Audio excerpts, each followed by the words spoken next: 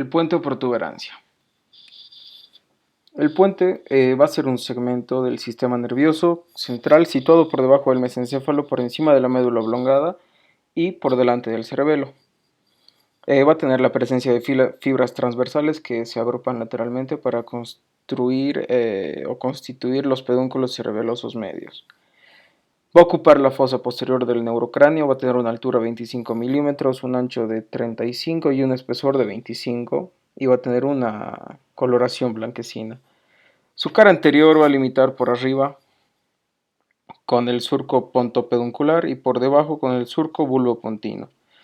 La cara posterior limita por arriba con la línea meningia imaginaria que pasa por detrás de los colículos cuadrigeminales posteriores. Abajo con otra línea imaginaria que une ambos ángulos laterales del cuarto ventrículo. Lateralmente, el puente está limitado también por una línea parasagital. Su configuración externa. Se van a considerar en 6 caras. La número 1, la cara anterior o basilar, va a ser voluminosa, sobresaliendo entre la médula y el mesencéfalo, y va a presentar un aspecto fasciculado, va a descansar sobre el clivus u canal basilar del occipital. También por intermedio de estas meninges, la arteria del tronco basilar y el líquido cefalorraquídeo. La cara posterior o ventricular, llamada así porque en ella va a labrarse la cavidad del cuarto ventrículo correspondiente a la mitad superior. Cubriendo esta cavidad encontramos al cerebelo. La descripción de esta cara se ha hecho juntamente con el cuarto ventrículo en el capítulo de médula. Su cara superior o mesencefálica, esta cara va a ser real únicamente en los cortes realizados en laboratorio, porque hay una comunicación anatómica y funcional tangible con el mesencéfalo.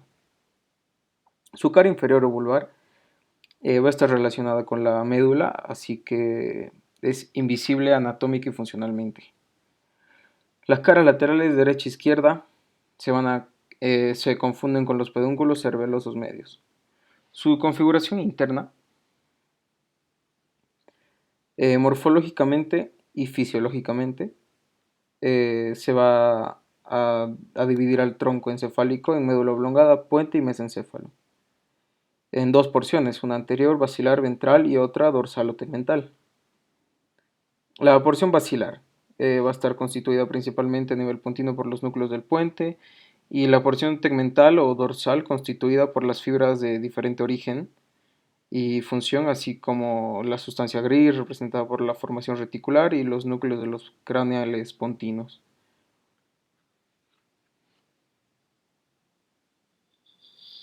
El corte transversal de la unión oblongada con el puente. En el sector basilar se va a observar la transición entre médula y puente, y en la porción tegmental del puente se va a observar por primera vez la presencia de los núcleos cocleares.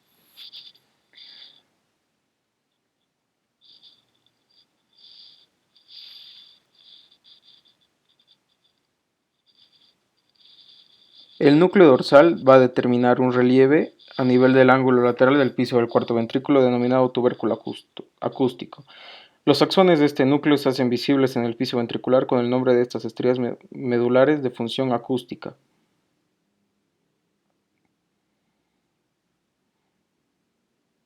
Se van a sumergir a nivel del surco medio de la médula oblongada y se van a entrecruzar en la profundidad con los homólogos del lado opuesto, haciendo sinapsis con las neuronas de la formación reticular.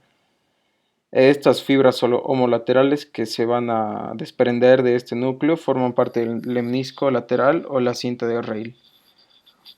Las fibras procedentes del núcleo coclear ventral se van a dirigir en su mayoría hacia la línea media de la unión de la médula oblongada con el puente, cruzándose con el lado opuesto casi horizontalmente, ya sea en forma directa o con conexiones previas en los núcleos de la oliva pontina y el núcleo trapezoide.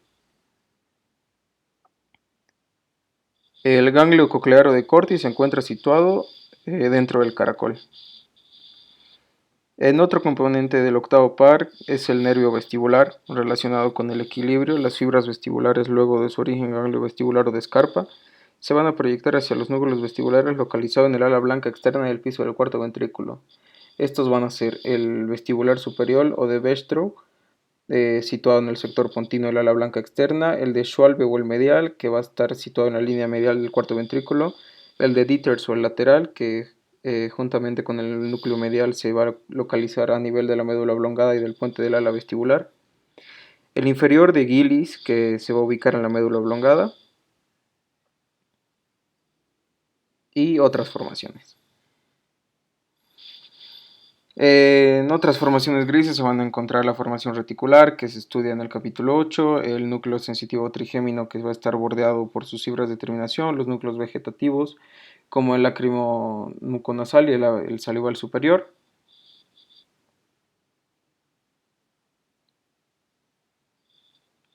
Luego vamos a tener el corte a nivel del colículo facial. Este va a tener varias porciones, como la porción basilar, que en esta vamos a observar a las fibras transversales, longitudinales y a los núcleos del puente. Sus fibras transversales van a representar a los axones de las neuronas de los núcleos del puente. Son cruzados casi todos, forman en conjunto un pedúnculo cerebeloso medio y terminan en la corteza neocerebelosa principalmente. Sus fibras longitudinales son aquellas que van a desprenderse de las diferentes áreas motoras de la corteza cerebral para luego agruparse en los siguientes haces. El córtico espinal, que va a tener la presencia de fibras transversales a su paso por el puente de este haz, que en su inicio va a ser compacto y va a ocasionar la disociación en numerosos haces delgados para reagruparse nuevamente en su porción inferior y llegar a la médula oblongada formando las pirámides vulvares. El haz geniculado va a descender de la corteza motora cerebral junto al haz corticoespinal para terminar paulatinamente a diferentes niveles del tronco cerebral en los núcleos motores de los pares craneanos. Los haces corticopontinos van a ser tractos o haces. De acuerdo a su origen y terminación van a ser frontopontinos, parietopontinos, occitopontinos y temporopontinos. ¿Esto qué quiere decir? Que el origen de estos haces se va a encontrar en la corteza cerebral respectiva y su terminación en el puente del tronco encefálico. Los núcleos pontinos van a ser agrupaciones neuronales propias del puente, se van a extender a lo largo y también a lo ancho de la porción basilar, situándose entre las fibras transversales y longitudinales. Van a recibir información de las diferentes áreas de la corteza cerebral por medio de las fibras córtico-pontinas. Van a guardar relación funcional exclusiva con el sistema motor extrapiramidal. La porción veotegmental o dorsal, como en casi todo el sistema nervioso central, se va a distinguir en una sustancia gris y otra blanca. La sustancia gris va a estar por los núcleos vestibulares, que va a estar, bueno, ya fueron estudiados situacionalmente. Va a tener aferencias y eferencias. Las aferencias principales van a provenir del ganglio vestibular a través del nervio vestibular y del cerebelo mediante las fibras fastigiovulvares. Las eferencias más importantes corresponden a las fibras vestíbulo-cerebelosas y a los haces vestíbulo-espinales. El núcleo sensitivo del trigémino, cubierto lateralmente por sus propias fibras, se va a estudiar en este corte.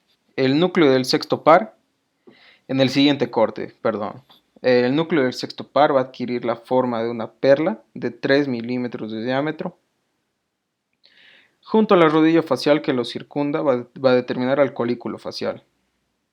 Va a ser un núcleo motor y sus axones, luego de emerger por el surco bulbopontino, van a formar el nervio abducens, que va a ir a la cavidad orbitaria para inervar al músculo recto lateral del ojo.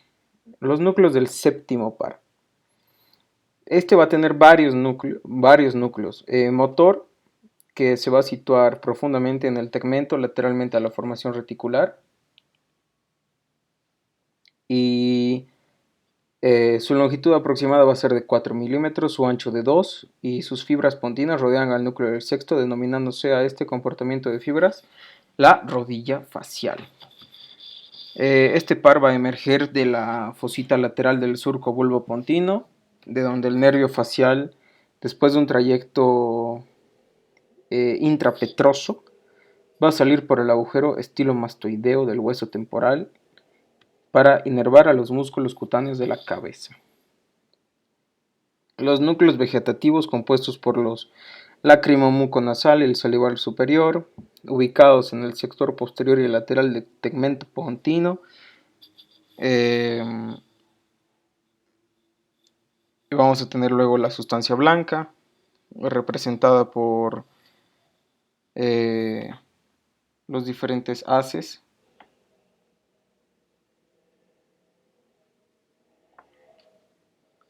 El menisco medial va a ser una cinta sensitiva aplanada transversalmente situada a los dos lados del rafe medio por detrás de la porción basilar. El espino cerebeloso ventral cruzado se va a hallar en el sector posterior lateral del puente. El fascículo longitudinal dorsal de Schultz, ubicado cercano al cuarto ventrículo, va a llevar impulsos vegetativos al hipotálamo y a los núcleos vegetativos del tronco encefálico. El fascículo longitudinal medial va a ser un fascículo asociativo importante situado cerca del piso del ventricular.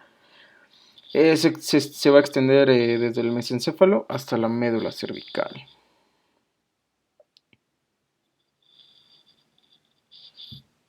Estas son las conexiones.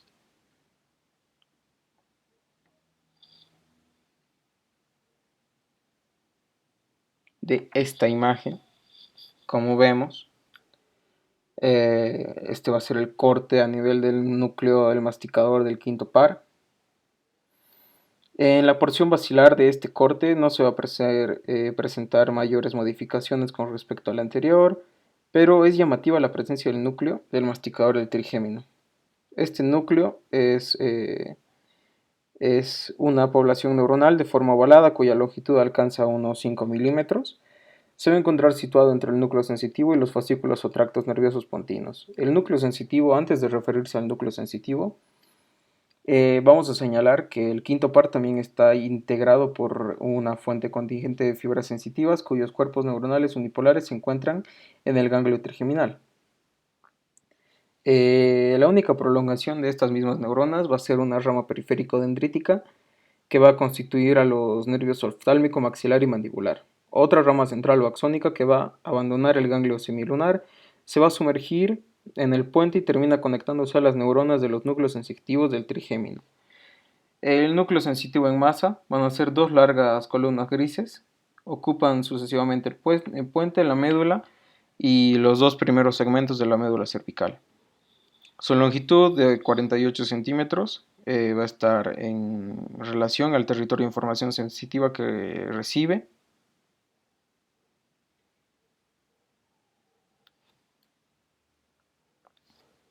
El núcleo sensitivo principal o pontino,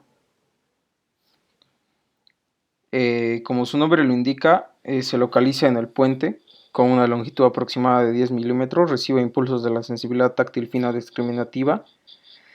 El espinal o bulbo espinal se va a proyectar en la médula oblongada y los dos primeros segmentos medulares de la médula, una longitud aproximada de 38 milímetros. El núcleo sensitivo mesencefálico se va a ubicar en los 2/3 inferiores del tegmento mesencefálico. Cercano al acueducto mesencefálico, la prolongación periférica de estas neuronas se especializa en captar la sensibilidad profunda propioceptiva de los músculos masticadores, de las encías dentarias y de la articulación temporomandibulo-meniscodentaria. Esta función va a producir gracias a la conexión de este núcleo masticador del quinto par.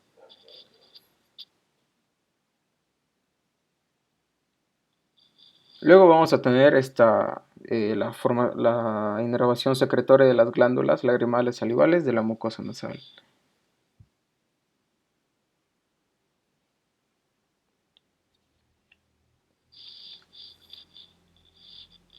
Muchas gracias por su atención.